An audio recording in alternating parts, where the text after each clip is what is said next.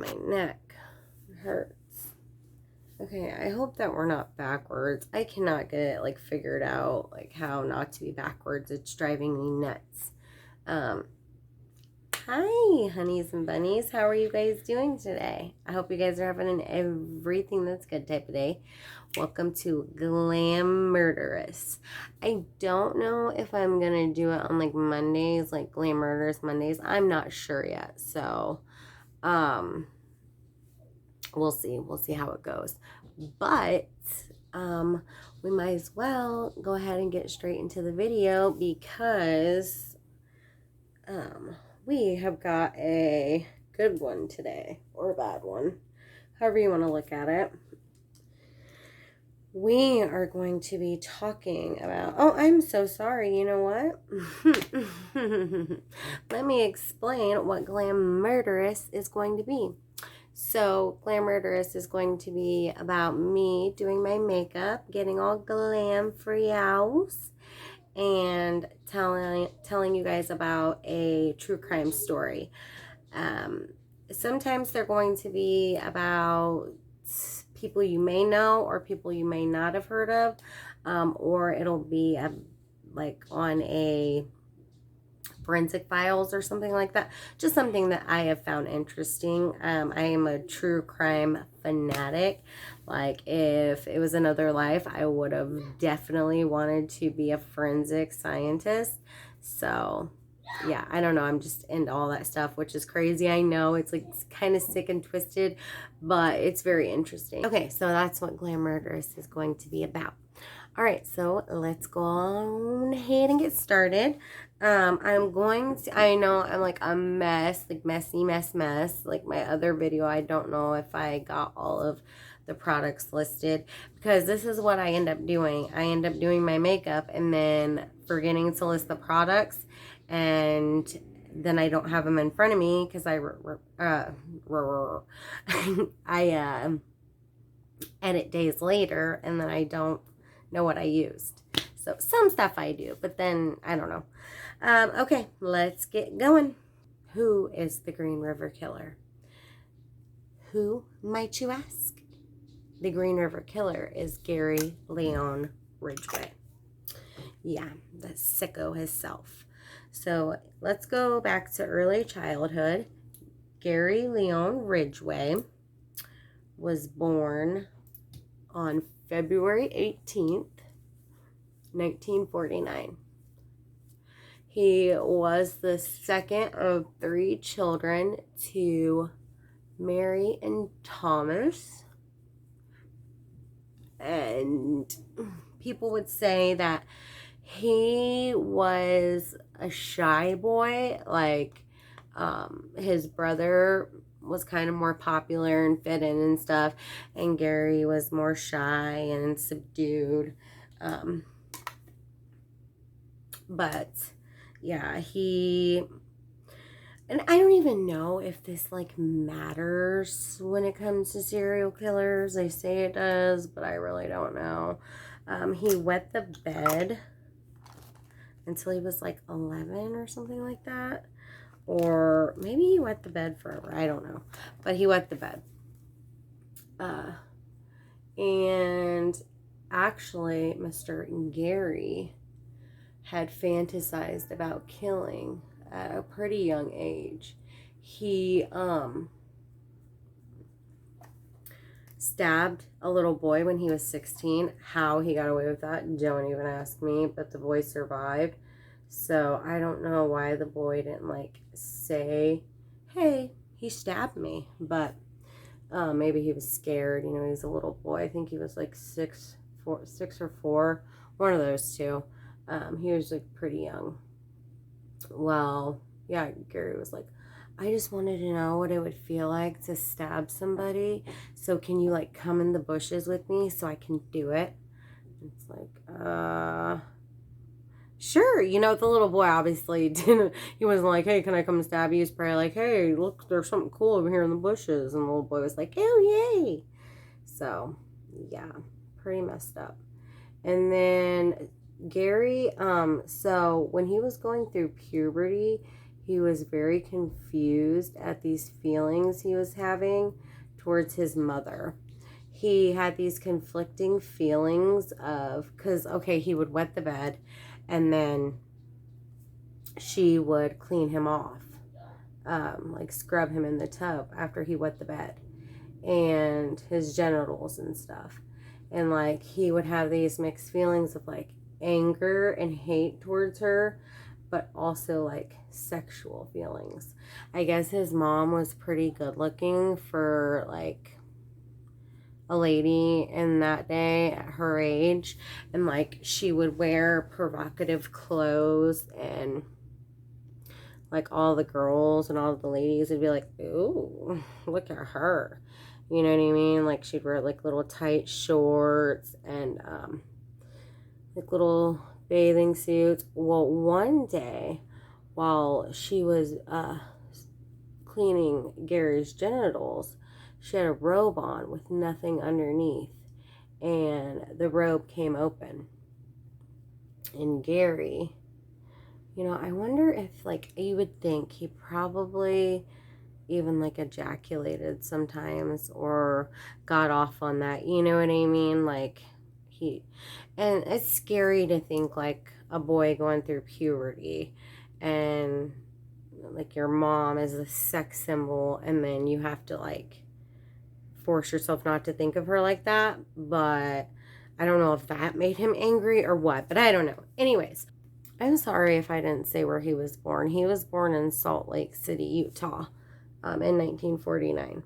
Well, anyways, Gary's dad drove a bus, and he would take Gary sometimes on his bus routes, and he would complain about sex workers while he was on this bus route.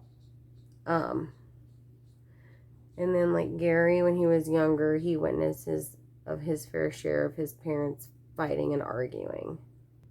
You know, I always, like, whenever I hear about, like, crime stories and stuff, like, you always hear that, and that's scary. You always hear about, like, the kids, hearing about their kid, the kids hearing their parents fighting, and I mean, obviously, that doesn't turn freaking kids into serial killers, because then most of us would be serial killers, but it's just interesting that that's one of the things that they always mention. Anyways, good old Gary would graduate from Thai high school in 1969 and marry his high school sweetheart, I guess you would say she was. Her name was Claudia Craig. And after they got married, Gary would, what's it called? Drawing a blank. But anyways, he would join the Navy and go to Vietnam. Well, while he was over in Vietnam, and you know what? This always baffled me. But like, well, not baffled me, but it always made me wonder. Did he kill anybody over there? Like any girls? I feel like he probably did. But while he was over there, he would have sex with prostitutes. And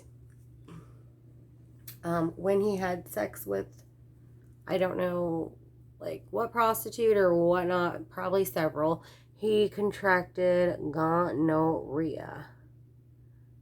And he was pretty upset about that. You think that that would make him stop, but it didn't. And you know what else is crazy? How do killers, and especially like ones that have like sex fetishes, how do they not like be afraid of catching something? Especially like AIDS. You know, that would be like too scary for me. I'd be a scaredy cat.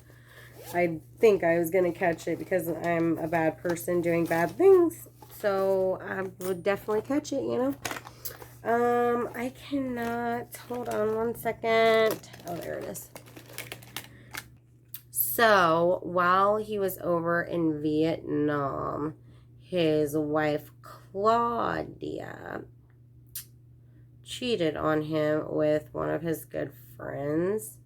So they were only married for about a year. And then separated. Or got divorced, sorry. 1 second. So he would meet his second wife, Marcia Winslow. And they would get married. And you know, friends and like family said that Gary was like strange but friendly. Like you wouldn't think he was a murderer if you met him. You know what I mean? But his wife and like other ladies, like his first wife too, and other ladies that he had been with would say that he had like an insatiable sexual appetite. Like he wanted it all the time. And he would want it from them like several times a day. And his second wife, Marcia, he would want her to do it outside and in public and like in the woods. So actually, this is like really creepy and I feel bad for her, but some of the places that he wanted her to do it, and I think they did, I'm not for sure, but would be like a couple places where they found some of the girls' bodies. Yeah, it's freaking sad. Anyways, so Marcia would tell cops later on that Gary would put her in a chokehold. Yes, that's what turned him on. He's getting all aggressive and violent. It's like sick to me, man. But anyways, so Gary became really religious when he was married to his second wife. And like he would go door to door and spread the word and talk about God. But he still would solicit sex workers. So he was having like a battle with himself because he knew it was wrong, but he still had to have it. Like, I don't know, pretty sick. So Marcia, his second wife, would be the woman that he had a child with, and they would name him Matthew. So Matthew was born in 1975, and Marcia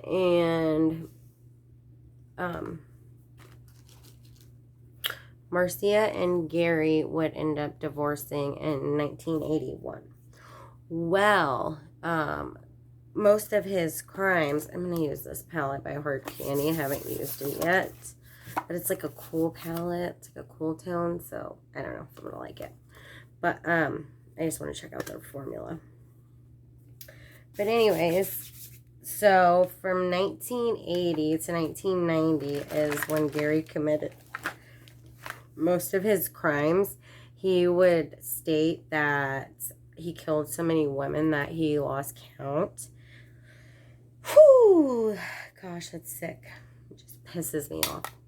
And then he was supposedly, okay, so he got charged with 49 murders, and he was suspected of killing at least 71 women. I'm not going to go into like details with women's names, just to kind of respect their, you know what I mean, their family and stuff. Sometimes I might have to give victims' names, and I don't like that, but there's just so many, and yeah, you guys get what I mean. So anyways, the reason that they found bodies in, I think it was Seattle, which is Washington, Tacoma, so Seattle and Tacoma, Washington, and in Utah, that they think that he was related to, that was related to his murders. Okay, let me see what color I want to go into. You know, I don't really like this palette. There's nothing that I can really use. I guess I'm going to go into the purple. But anyways, so the first 5 victims were found in the Green River. A fisherman was fishing or whatever he was doing, and he saw something in the water that looked like a mannequin. And the lady on one of the cops, she said that it was so creepy because you saw her in the water and the waves were making her hand like rock back and forth. Like it looked like she was saying, "Hi, hello, help me, I'm here." Oh, it's so sad. But yeah, so that's where he would get the name the Green River Killer. But he would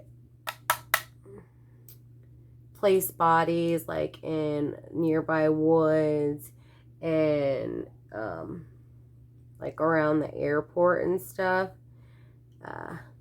And then he would go back to these bodies where he placed them and he would have sex with them. Now that's called necrophilia.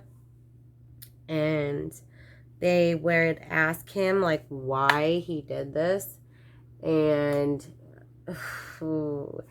he would say that it would help him to not go out and get another victim, which that's fine. Yeah, like good for him, I guess. But the creepy part is in an interview, he would say like, "Oh, it was nice because I didn't have to pay. I didn't have to pay money for it." It's like, you sicko. And then he would say, "Yeah, I would go have sex with them, but then the flies would come."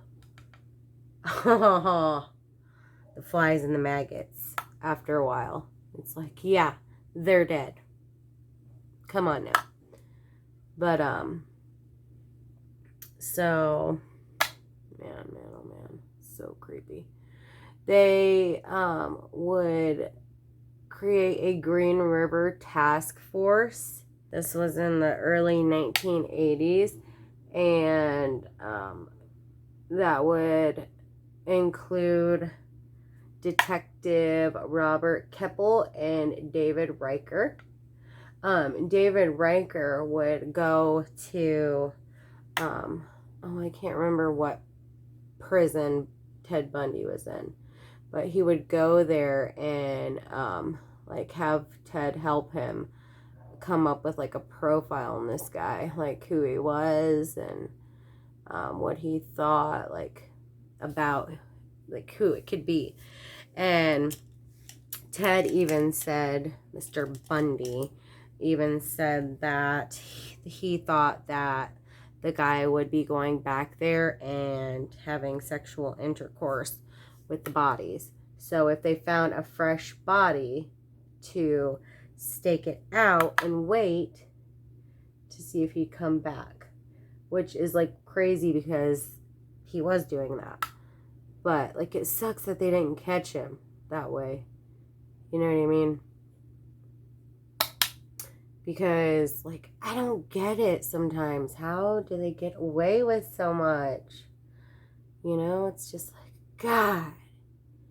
You think like someone would drop like a bomb or a sign or something. Hey, the sicko's over here. Whoa, the sunlight just came out like a madman. So I am very sorry about that. So Gary, he would leave like different evidence and stuff like to throw off the detectives. Like he would leave chewed up gum or like cigarettes or chewed up gum or cigarettes. He even left like a fish one time. And like it confused them because they thought it was like the Last Supper, and he just thought this was so funny. Oh yeah, he got a kick out of it. So Gary had been arrested already for soliciting prostitutes, and they had a bunch of like people, of course, in their files who were suspects, and he was put in there, but he passed a polygraph test. I know I'm gonna get better at this, but there's just like so much information. Anyways, Gary passed a polygraph test in 1984, and he became a suspect in 1983. So there's a movie about the Green River Killer. It's a really good one. It's called Capture the Green River Killer. Well, in the movie, and this had actually happened, there was a girl that her boyfriend went into, I don't think this was in the movie, but this was somewhere that I read or watched, but her boyfriend went into the store, and when he came out, she was gone, and he had seen her in this truck, so he started following this truck. Well, it went into a cul-de-sac, and he had lost it. Well, later on, him and, like, I don't know if it was, like, some family members or some buddies went back and tried to find this this truck, and they ended up finding it, and they called police, and they told police she's in there, and so they go there, and they knock on the door, and Gary answers. This is so crazy. It's crazy how, like, killers like Jeffrey Dahmer and, like, Gary, like, can just, like, talk to police, and they just believe them. I don't know. It's just nuts. Well, anyways, he said, nope, no one's in the house, just me. And they believe him and leave. So, yeah, he could have been caught then. And I'm sure that guy was really pissed off. Like, I'm not freaking stupid. Like, I know that was the truck, and she was in that truck. If I was him, I would have freaking went up there myself and, like, kept watching him and stuff. Maybe, probably. But anyways, so that the girl that Gary had, you know, taken, he would tell police that she fought very hard, and she fought the hardest out of any of his victims, and she left a mark on his forearm, and he ended up burning himself with battery acid. So no one could see that it was a scratch. So it looked like he just burnt himself. Good old Gary burning himself. Little fridger. Okay. Now I got to focus because I'm not...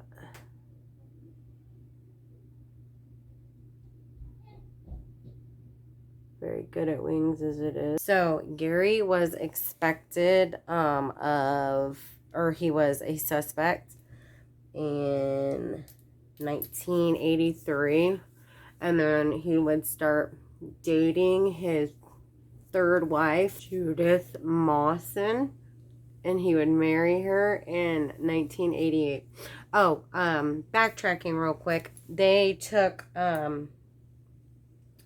hair and DNA from Gary on April 7th, 1987, I think it was. Yes.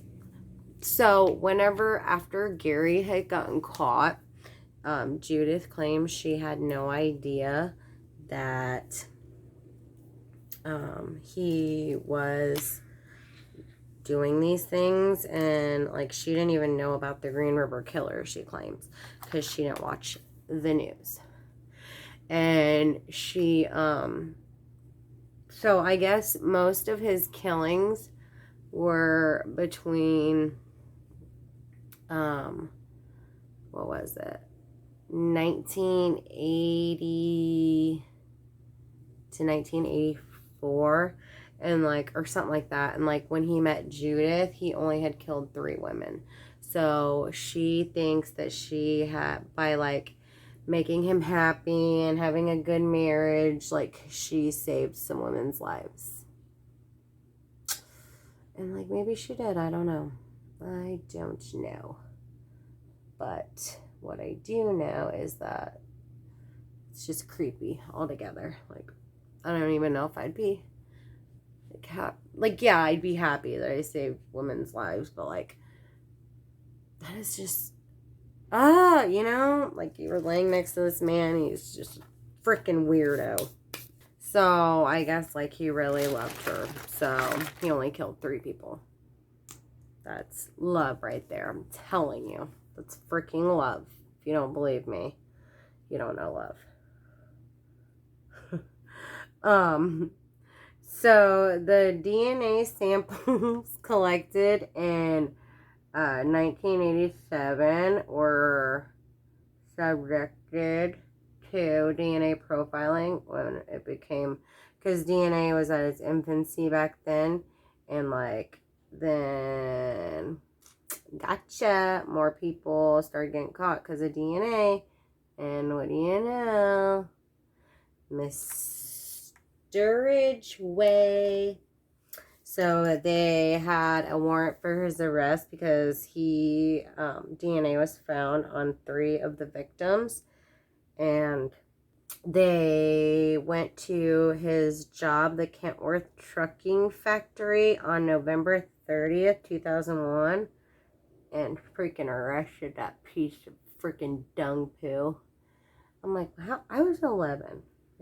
That's so crazy. I would have felt like I would have even heard about it back then, because this was like a big deal, right?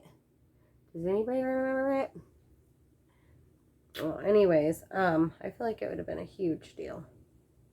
And even at 11, like, I grew up really fast, so I feel like I would have heard about it. But anyways, so yeah, like at first he was all like cocky with his lawyer, like, I had consensual sex with them, and that's that, and they can't get me. But remember our old buddy Dave Riker from the task force? Oh, he wasn't gonna let this old this old Paco go. He wasn't gonna let this little douchebag do anything but go to jail. So, oh, I can't find it. I just had it. You're gonna, like, all my brushes are dirty. Like, every single brush I own is dirty. What do I do? What do I do? What do I do? Well, anyways, so he was like, yeah, well, I had consensual sex. Like, that's not against the law. Haha, hee.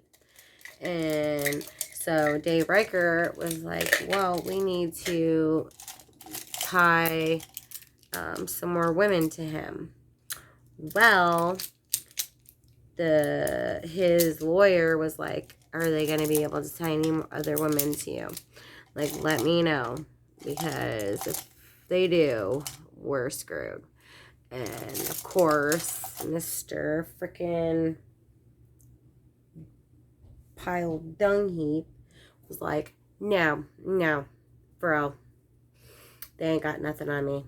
No, they can't tie any more women to me, I promise. And guess what? They found, on a couple more victims, they found paint chips that, you guessed it, oh, come on, you got it, that were only they could only be linked and traced back to the Kentworth trucking factory. Cha-ching! Yeah, baby. What now? What now, Gary? What? So, oh yeah, he messed up, boy. Oh, and I think I forgot to tell you guys. So, some of these women that he had, his victims, they were as young as like 14 and then as old as like 32, maybe even older. And like they were prostitutes, sex workers, and lots of runaways. Oh, crud. See, I start and I forget. But yeah, and like that's just so sad because like he would prey on like the vulnerable, and like he would try and like pick out girls who he thought wouldn't be missed, or like the family like wouldn't know that they were gone, like because I mean they're working the streets and stuff. And then like, so the girls knew that there was a killer out there because like the cops, you know, were around. And then like I'm sure prostitutes talk, and they knew that other prostitutes had been coming up missing and had been found dead eventually. Well, so they were, you know, they were scared and they were paranoid, which, I mean, who wouldn't be? So, like, you wouldn't just get in anybody's vehicle, right? Like, you're like, do I trust this person? Well, Gary did not look like, he looked like a little innocent ant.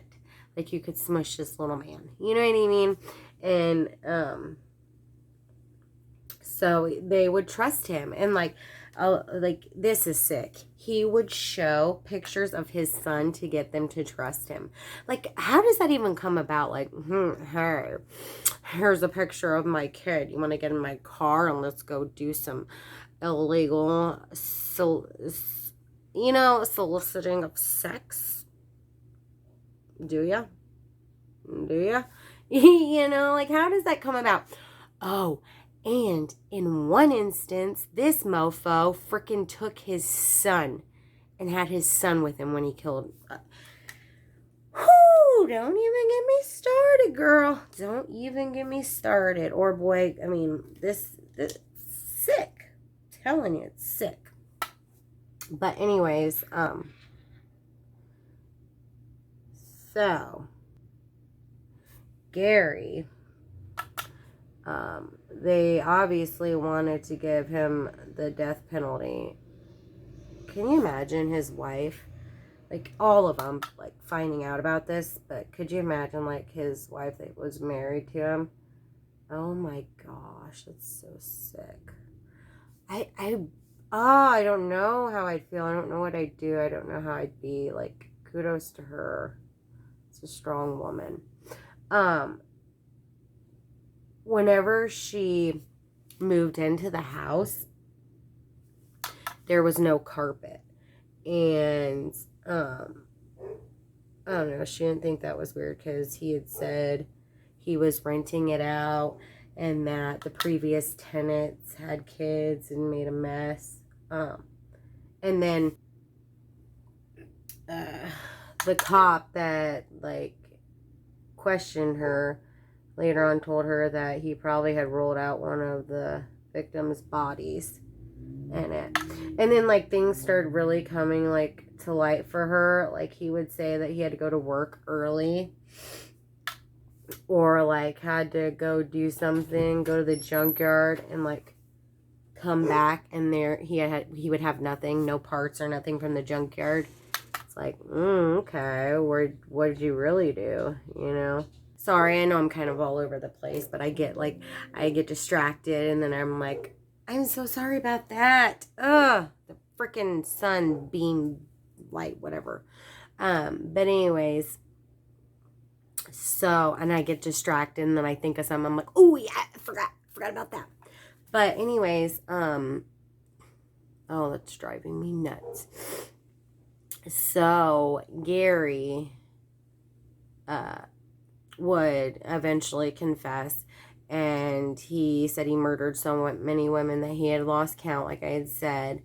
And This mofo. They wanted to give him the death penalty, but they ended up not giving him the death penalty, which I know seems ridiculous. I know that seems horrible, but you got to think there was a lot of victims who they didn't, or like a lot of families who didn't know where their loved ones were. So in order to find their loved ones or get their loved ones back, they gave him a plea deal, life in prison without the possibility of parole. Okay, I'm not using that. Life in prison without the possibility of parole if he would take them to the bodies of some of the victims. So that's what Gary would do. He has been in prison for a long time. I think he's like 70 some now. Hopefully he's gotten freaking messed up a few times. But so he even so the way he would murder women, he would be in back of them. And when he would finish, so he would get his, like he would finish, then he would take his arm and place it like around and like pretty much strangle them from the back. So there's not much they can do. You know, it's just sick. So in 2003, Ridgway was given 48 life sentences without the possibility of parole. Let me know like what you guys think. Do you guys think that it was stupid of them to do that? Or if that was a good move on their part, or what you think. So I honestly think it was a good move on their part. And like what I don't get about criminals is like if you've already got all that time, like you know you're never getting out, why not just like confess and get it all out and like just be done? You know what I mean? Bam. Shazam. Just do it. You know, like make it easier on everybody. I don't know. I just feel like most of them won't. And I don't think I've read anything about him confessing to any more. I think that he did get like charged with another one when he was in there. But yeah, I just think it's crazy.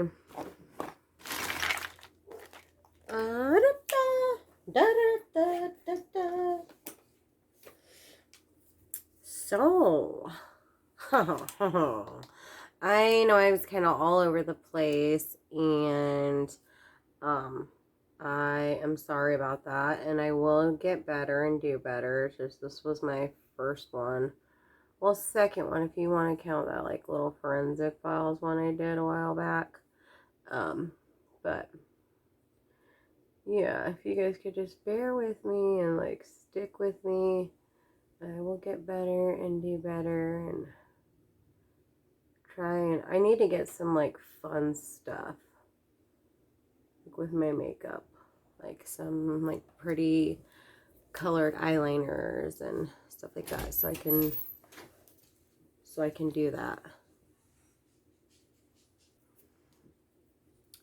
So I think this and like opening my boxies is really what I want to do.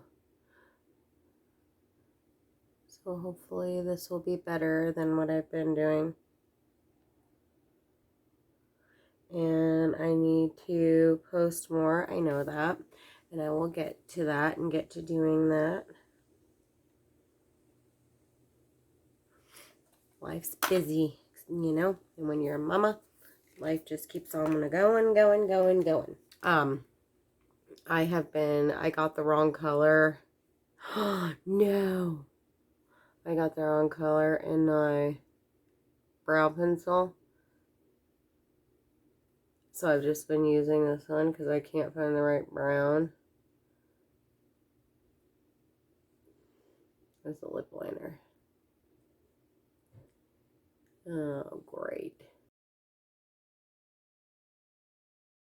Sometimes I'm just a mess. If you guys can find it, try and watch that movie, The Capture of the Green River Killer. It is really good. Like, it's like, it has this girl, and it's like based on her. And I don't think she was like a real victim, but I don't know. I don't want to ruin anything. You just gotta watch it. It's super good. It's well worth it. And that one guy's in it. He's a pretty, like, oh, what's he in? He's a pretty good actor. And, like, he's pretty well known now. He's pretty well known now. So.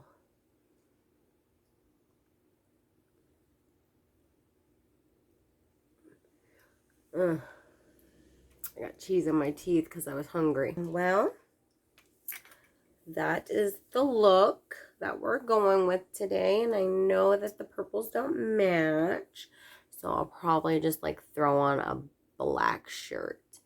And maybe try and find like some purple earrings or something. That'd be cute. But yeah, I hope you guys enjoyed it. And I hope to see you guys again, my honeys and bunnies. And I hope you guys are having an everything's good type of day. And that was GlaMurderous. So scary. No, I'm just kidding. But no, that was GlaMurderous. And I will see you guys next time. Like, message me. Put a little comment down there who you think I should do next time. Or what you think I should do next time. Alright, I love you guys. Have a great day.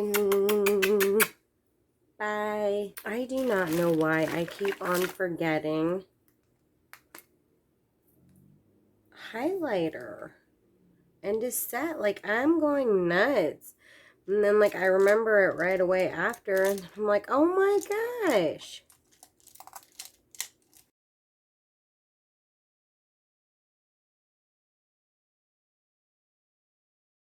I really have been enjoying Hip Dot a lot. Like these little ones, these single ones that they send in the BoxyCharms. I really enjoy them. Maybe they send them in the Ipsies too, I don't know. And then my friend at her house, she was using one of these brushes to put on her highlighter, and I really liked it. So I can't leave him alone.